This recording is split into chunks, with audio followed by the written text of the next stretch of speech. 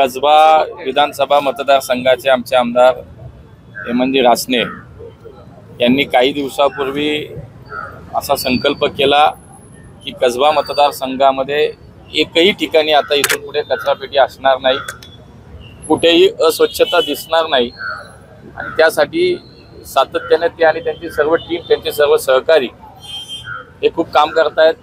मागच्या महिन्यामध्ये इंदोर शहरामध्ये जाऊन तिथल्या कामाची पद्धत महानगरपालिकेचे आमचे आयुक्त आणि सगळी टीम सोबत जाऊन त्या ठिकाणी त्यांनी समजावून घेतली आणि त्याच पद्धतीनं एक मॉडेल म्हणून पुण्यातल्या आपल्या 8 विधानसभेतला एक विधानसभा म्हणून हेमंतजींनी जो पुढाकार घेतला त्यानुसार आपल्याला पाहतो की आपण मागच्या 15 दिवसात महिन्याभरात अत्यंत चांगला बदल, सकारात्मक बदल या विधानसभा मतदारसंघामध्ये झालेला आपण पाहतोय।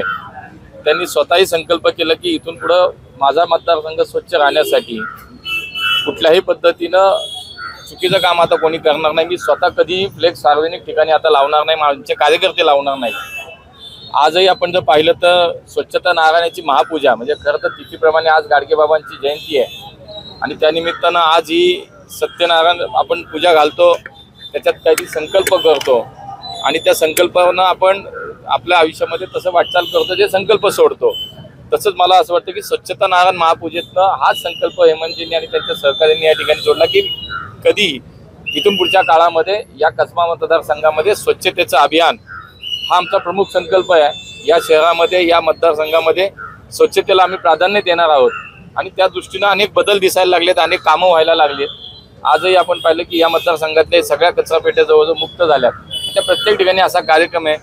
पुढचं वर्ष हे संत गाडगेबाबांच्या 150वी जयंतीचं वर्ष आहे आणि त्यानिमित्तानं वर्षभर आमचे नाना नाशिककरांच्या मार्गदर्शनाखाली आम्ही सगळेच संपूर्ण शहरामध्ये असे अभियान आम्ही वर्षभर राबवणार आहोत आणि एक चांगलं मला असं वाटतं इनिशिएटिव्ह आहे, चांगलं पुढाकार आहे की आपलं शहर स्वच्छ असावं, आपला मतदारसंघ स्वच्छ असावा, आपला परिसर स्वच्छ असावा। यासाठी हेमंत रासने यांनी जे काही पुढाकार घेतला आहे त्यासाठी जे काही काम करतायत म्हणजे नुसतं संकल्प नाही, नुसतं बोलणं नाही तर प्रत्यक्ष कृतीमध्ये सुद्धा ते दिसतंय आणि म्हणून त्यांचं मनापासून खरं मी अभिनंदन करतो।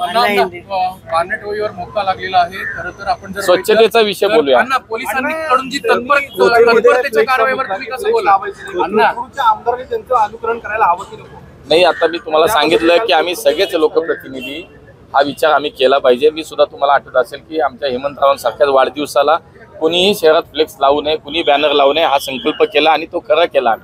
तसंच आजही हेमंतरावांनी सांगितलं की स्वतःहून आम्ही कोणीही अनधिकृत फ्लेक्स कुठेही लावणार नाही। हे चांगलं पाऊल आहे, चांगली सुरुवात आहे, सगळे करतील आम्ही। पण तुमच्याच कोथरूडमध्ये आज एक फ्लेक्स लागला की कोथरूडचा बीड होतोय, कोथरूडचा बीड करू नका।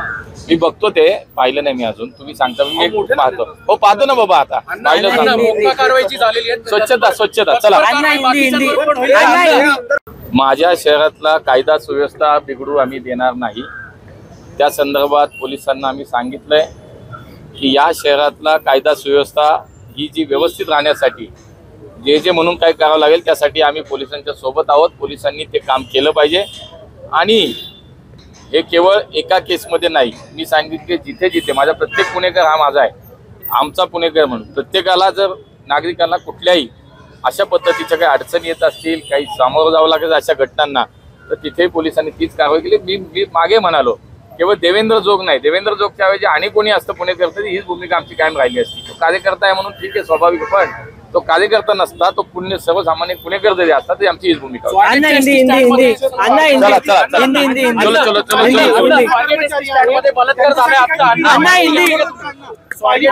नाही, आता न्यूज चॅनेलला समजलंय, मी आयुक्तांशी बोललोय, ताबडतोब संबंधित कोण गुन्हेगारात सापडले पाहिजे त्याच्यावर कारवाई झाली पाहिजे। या शहरात असलं कुठलेही प्रकार चालू देणार नाही, त्यामुळे मी तशा पद्धतीने सूचना दिलेल्या आहेत।